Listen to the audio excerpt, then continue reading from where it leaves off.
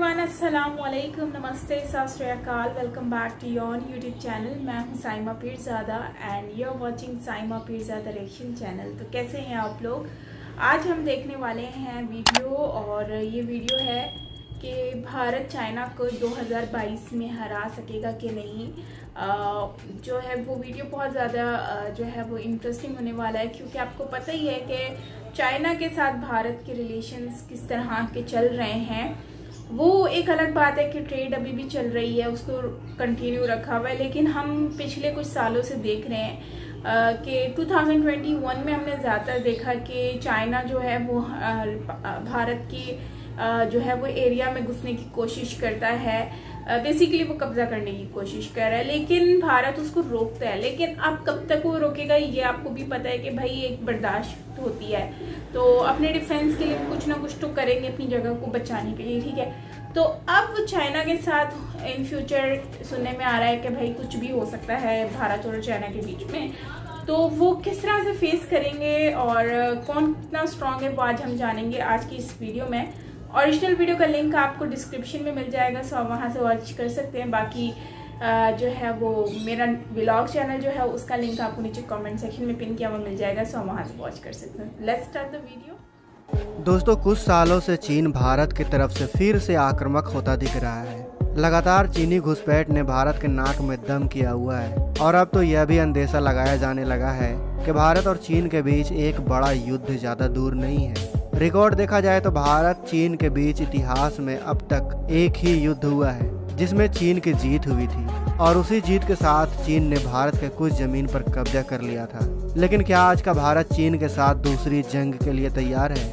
आज दोनों ही देशों के पास दुनिया की सबसे शक्तिशाली तीसरी और चौथी सैन्य शक्ति है। सिर्फ इतना ही नहीं, दोनों ही देश न्यूक्लियर हथियारों से भी लैस हैं। तो क्या आज चीन के बीच युद्ध होता है तो यह युद्ध एक परमाणु युद्ध में बदल सकता है? और आज हम इस वीडियो में इन्हीं सवालों के जवाब देने की कोशिश करेंगे। अगर आप भी जानना चाहते हैं कि अगर आज भारत और चीन के बीच युद्ध हुआ तो कैसा होगा, तो बने रहें इस वीडियो के अंत तक। दोस्तों, सबसे पहले हम बात करते हैं पिछले युद्ध की, जो 1962 में लड़ी गई थी। इस युद्ध को समझना इसलिए भी जरूरी है क्योंकि इस युद्ध में हमारी हार का कारण हमारी कूटनीति से ज्यादा राजनीति थी। हम उस वक्त को समझें तो तब भारत को ब्रिटिश के चंगुल से आजाद हुए बस कुछ ही साल हुए थे, लेकिन हमारी आर्मी के पास दूसरे विश्व युद्ध का अनुभव था। भारतीय सेना के ज्यादातर अधिकारी उस समय दूसरे विश्व युद्ध के अनुभव के साथ उतरे थे। ऐसे में चीन के खिलाफ इस युद्ध में असल मायनों में भारत की ही जीत होनी चाहिए थी, लेकिन भारत से एक गलती हो गई।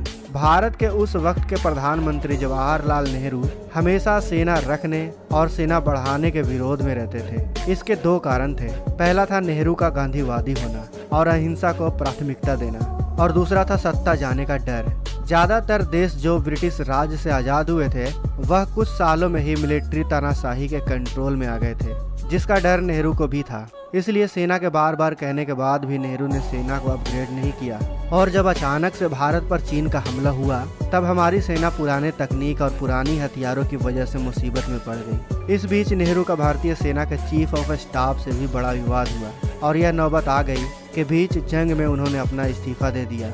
नेहरू ने इस्तीफा लेने से मना कर दिया, और बल्कि संसद में भी इसकी जानकारी दे दी। इस्तीफे की बात सामने आने से भारतीय सेना का मनोबल कुछ हद तक टूट गया, और चीन को पता चल गया कि भारत में सब कुछ ठीक नहीं चल रहा। नतीजा भारत चीन युद्ध का क्या हुआ यह हम और आप अच्छे से जानते हैं। लेकिन आज का भारत तब के भारत से काफी अलग है। भारत उस जंग के बाद आज तक एक भी जंग नहीं हारा है।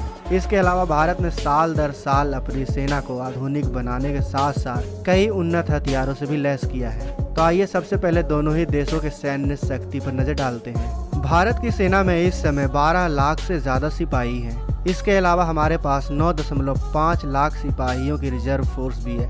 इसके अलावा हमारे पास 67,000 एक्टिव नौसैनिक हैं, साथ ही 5,000 रिजर्व में भी रखे गए हैं। वहीं भारतीय वायुसेना में भी अभी 1.5 लाख लोग काम कर रहे हैं, और इतने ही रिजर्व में रखे गए हैं। आपको बता दें कि भारतीय सेना दुनिया की सबसे ज्यादा डिसिप्लिन फोर्सेस में से एक है, और लगातार दुनिया के अन्य सेनाओं के साथ जैसे ब्रिटेन, अमेरिका, फ्रांस, जापान और रूस की सेनाओं के साथ ज्वाइंट मिलिट्री एक्सरसाइज करती रहती है। वहीं चीन के पास जवाब में इस वक्त 20 लाख से ज्यादा सिपाही हैं, जबकि 5 लाख सिपाही वह रिजर्व में रखता है। चीन की सेना में नौसेना और वायुसेना के अलावा 2 अलग ब्रांचेस भी हैं, जो हैं रॉकेट फोर्स और स्ट्रेटेजिक असॉल्ट फोर्स। जहां रॉकेट फोर्स का काम दुश्मन पर मिसाइल दागना है, तो वहीं स्ट्रेटेजिक असॉल्ट फोर्स का काम साइबर हमले करना और स्पेस वॉरफेयर में योगदान देने का है।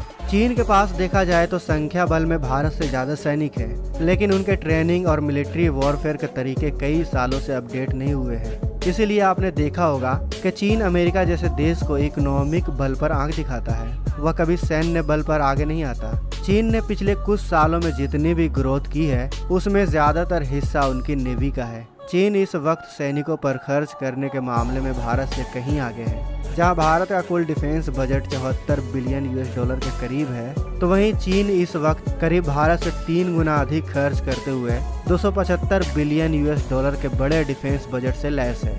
हम सीधे और सरल भाषा में बात करें तो जहां भारत एक साल में अपने सैनिकों पर 74 बिलियन खर्च करता है, तो वहीं चीन अपने सेना पर एक साल में 274 बिलियन $US खर्च करता है, और यह आंकड़े पिछले साल के हैं। चीन के पास इस वक्त 3200 टैंक हैं, जिसके जवाब में भारत के पास 4200 टैंक हैं। चीन आर्मर्ड व्हीकल में हमसे कहीं आगे है। जहां भारत के पास इस वक्त 8600 आर्मर्ड व्हीकल हैं, वहीं चीन के पास 33,000 से भी ज्यादा आर्मर्ड व्हीकल मौजूद है, जिसके साथ साथ चीन के पास भारत से 10 गुना ज्यादा रॉकेट लॉन्चर भी है। चीन हवा में भी थोड़ा सा ज्यादा ताकतवर लगता है, क्योंकि भारत के 2123 एयरक्राफ्ट के मुकाबले चीन के पास 3200 5th जनरेशन एयरक्राफ्ट है। चीन के पास इस समय 507 मिलिट्री एयरपोर्ट है, जबकि भारत के पास केवल 346 हैं। चीन की नेवी भी इक्विपमेंट और जहाज़ों के मामले में हमसे थोड़ी बड़ी दिखाई देती है, लेकिन भारत को घबराने की ज़रूरत नहीं है। टेक्नोलॉजी और सिपाहियों के मामले में भारत पिछड़ता हुआ तो दिखता ही है,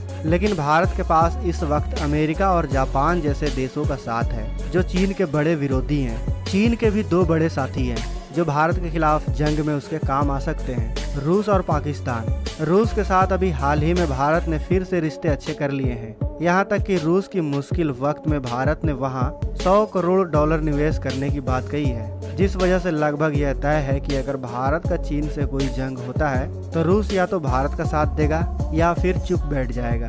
इसके साथ ही पाकिस्तान अभी भी भारत की परछाई से पूरी तरह से बाहर नहीं आया है। अगर अमेरिका ने खुलकर इस जंग में भारत का साथ दिया तो पाकिस्तान इस जंग से बाहर ही रहेगा। दूसरी ओर अमेरिका लगातार चीन से चिढ़ा हुआ है और उसे चीन से जंग का एक बहाना चाहिए, जिस कारण भारत का अमेरिका के साथ मिलना लगभग तय है। अमेरिका और जापान के अलावा हमने इजराइल से भी अच्छे संबंध बनाए हैं, जो हथियारों की सप्लाई से लेकर भारत पर साइबर अटैक के वक्त भारत की कई स्तर पर मदद कर सकता है। भारत के पास एक और एडवांटेज है, और वो है चीन की अर्थव्यवस्था।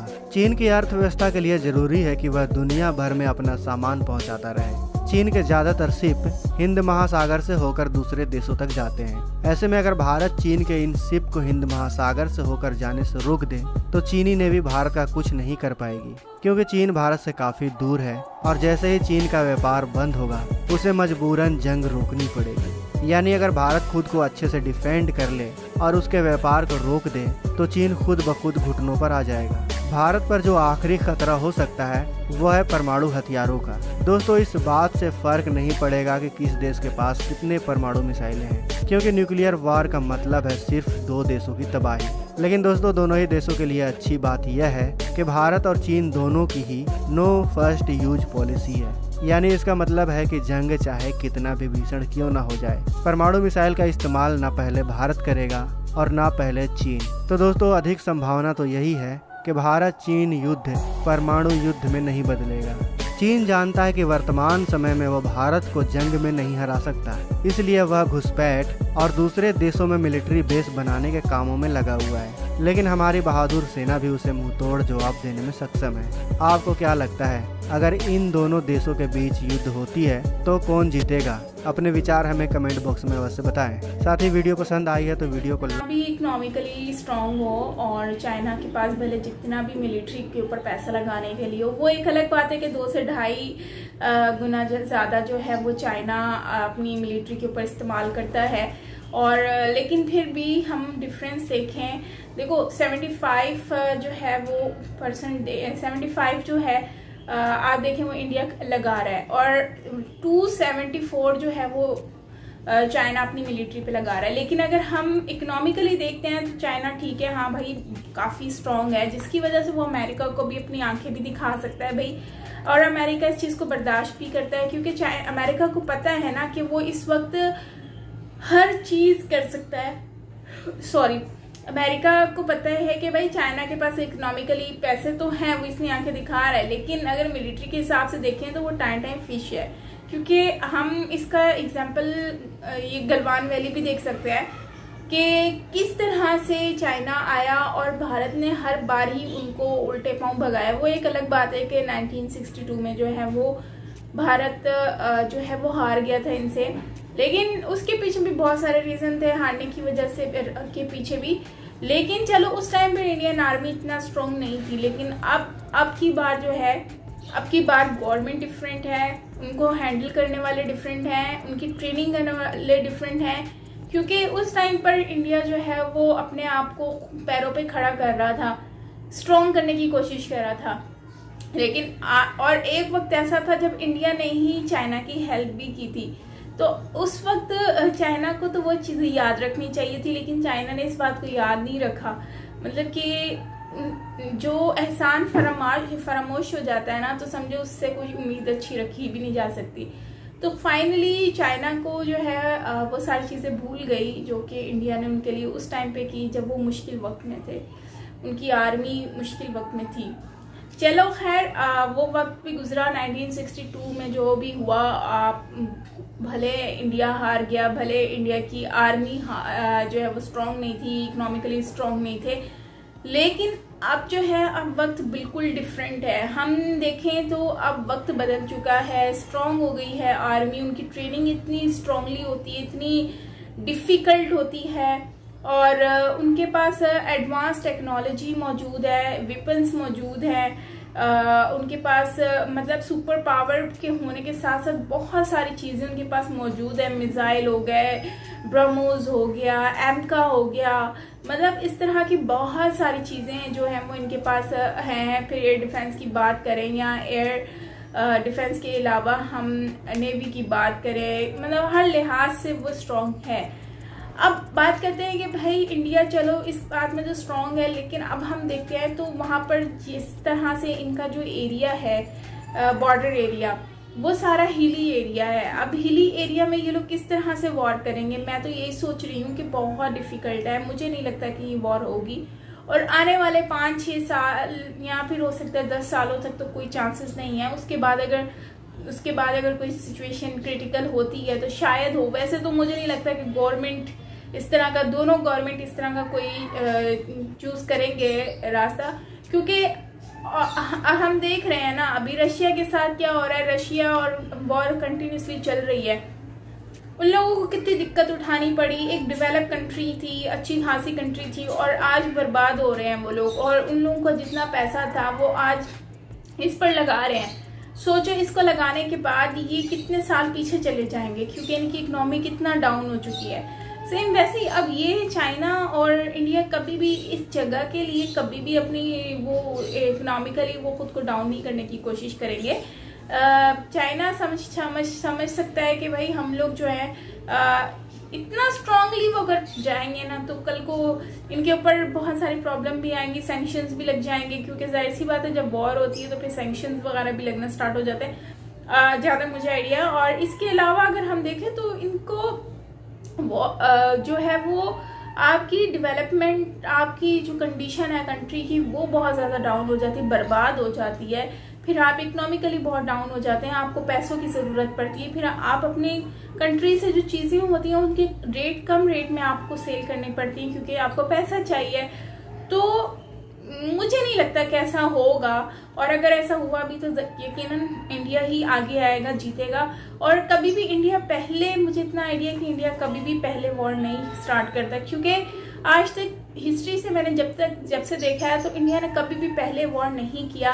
पहले किसी और ने किया, फिर इंडिया ने डिफेंस में उनके साथ लड़ा है, वरना कभी भी खुद से नहीं किया। तो आई बिलीव कि अब इस बार भी वो खुद से नहीं करेंगे, और इस बार भी जो है वो अगर चाइना करे तो करे, फिर जाहिर सी बात है रिप्लाई में फिर इंडिया भी जवाब देगा।